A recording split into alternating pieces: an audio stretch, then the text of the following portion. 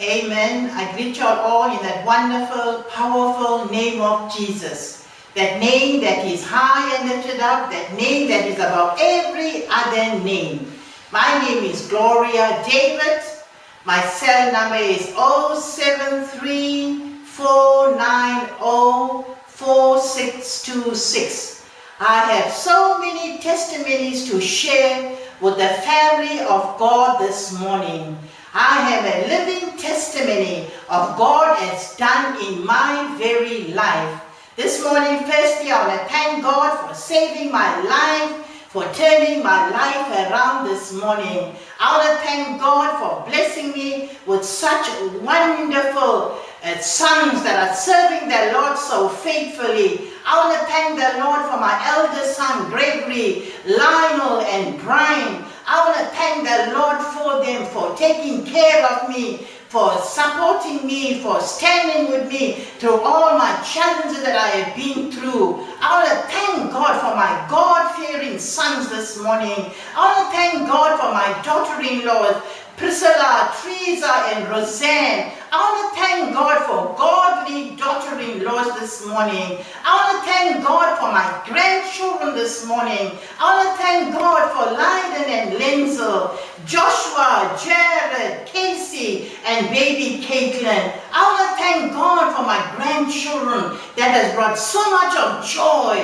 so much of happiness in my life this morning. Not forgetting that very special person in my life, my husband, Billy David, who passed away 15th of February 1997. Today, family of God, I am here to tell you about prayer, what prayer can do, what God can do this morning. God can do the impossible. This morning, I want to thank God for prayer this morning. My husband's prayer changed my life this morning. On the 23rd of February 1991, the Lord has touched my life, turned my life around. I was born again. From nothing, I became something. From nobody, I became somebody this morning. And today I am proud to say, although my husband is going to be with the Lord,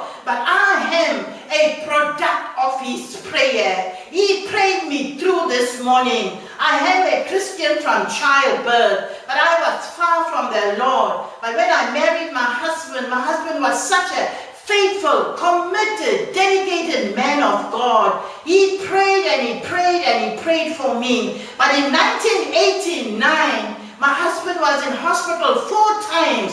Doctors wrote him off. Doctors sent him home to die.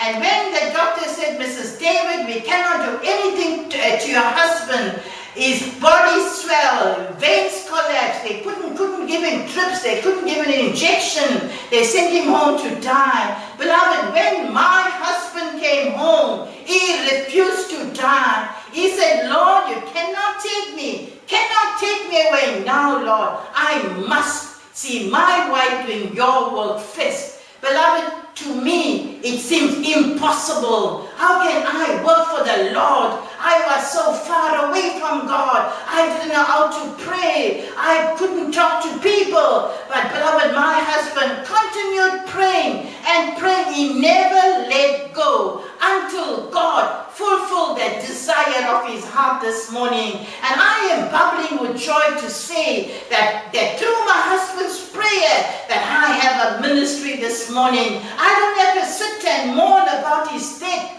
because I had so much to do this morning. And I want to thank God that the Lord spoke to my husband's nephew, Pastor Teddy David, my husband's eldest brother, Walter David. They came home. They came to have a prayer meeting, and that was my day. The Lord has touched me, saved me, turned my life around this morning. From nothing, I became a sisters leader, Sunday school teacher, cell leader. I prayed for lots and lots of people where I worked. I had prayer meetings there. Beloved, this morning, I want to prove to you what prayer can do. Prayer can do the impossible. Prayer can change lives. Prayer can do what no man can do. And morning, whatever you are trusting God for, remember, pray